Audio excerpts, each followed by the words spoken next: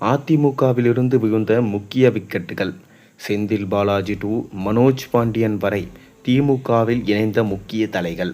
சற்று முன் கிடைக்கப்பெற்ற முக்கியமான செய்திகள். அதிமுக பொதுச் செயலாளராக எடப்பாடி பழனிசாமி வந்ததும் கட்சியின் முன்னணி தலைவர்களாக இருந்தவர்கள் பலர் நீக்கப்பட்டும் திமுகவில் இணைந்தும் இருக்காங்க.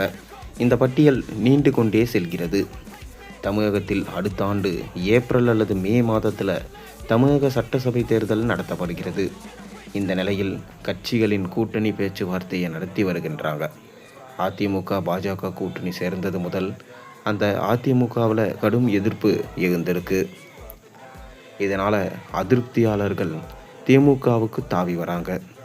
அந்த வகையில் அதிமுகவில் இருந்து நீக்கப்பட்டு ஓபிஎஸ் ஆதரவாளராக இருந்து வரும் மனோஜ் பாண்டியன் ஆலங்குளம் எம்எல்ஏ அண்ணா அறிவாலயத்தில் முதல்வர் ஸ்டாலின் அவர்களை நேரில் சந்தித்து திமுகவில் இணைஞ்சார்.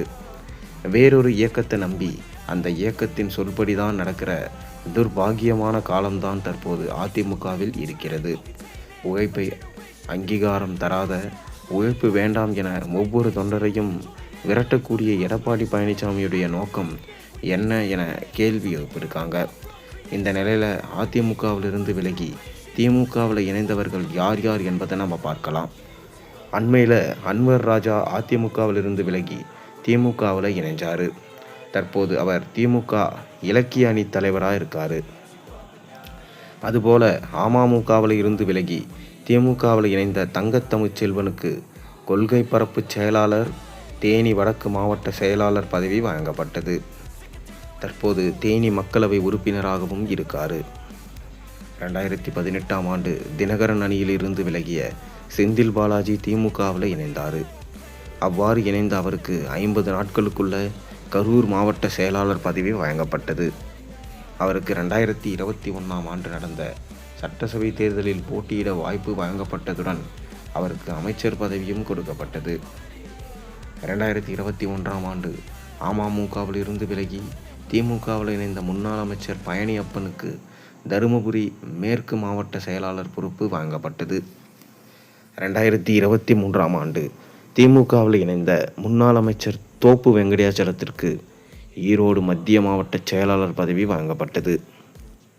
அதுபோல் கோவை செல்வராஜுடன் திமுகவில் இணைஞ்சார். தற்போது அவர் காலமாகிவிட்டார்.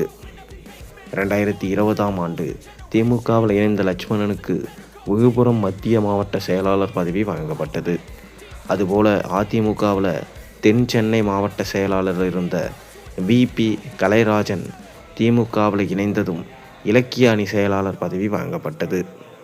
அதிமுகவில் இருந்த ஏவாவேலு பின்னர் திமுகவில் இணைஞ்சார். தற்போது பொதுப்பணித்துறை அமைச்சராக இருந்து வராரு. அதுபோல் Sattur Ramachandran, S Raghupathi, Anitha Ramakrishnan, RS Kannappan, PK. Sekarbabu ஆகியோரும் அதிமுகவிலிருந்து விலகி திமுகவில் இணைஞ்சாங்க. இவர்கள் அனைவரும் தற்போது திமுகவில் அமைச்சர்களாக இருக்காங்க.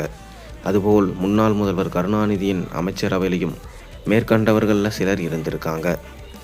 அதிமுகவில் இருந்து விலகி திமுகவில் இணைவோருக்கு திமுக நல்ல பதவிகளை வாரி வழங்கி வருது. அதுபோல் அதிமுகவில் இருந்து நீக்கப்பட்டவர்கள் யார் யார் என்பதையும் பார்க்கலாம். Sasikala, TTV Dhinakaran, O Panneerselvam, K Palaniswami, Vaithilingam, JCD Prabhakar, Pugazhendhi, OP Raveendranath, Manoj Pandian, Panruti Ramachandran, Anwar Raja, Marudhu Alaguraj, Sengottaiyan, Vellamandi Natarajan உள்ளிட்டோர் வரிசையில் இருக்காங்க. அதிமுக செய்யும் செயல் நல்லதுக்கா இல்லையா? உங்கள் கருத்துக்களை மறக்காமல் கீழே கமெண்ட்டில் பதிவிடுங்க.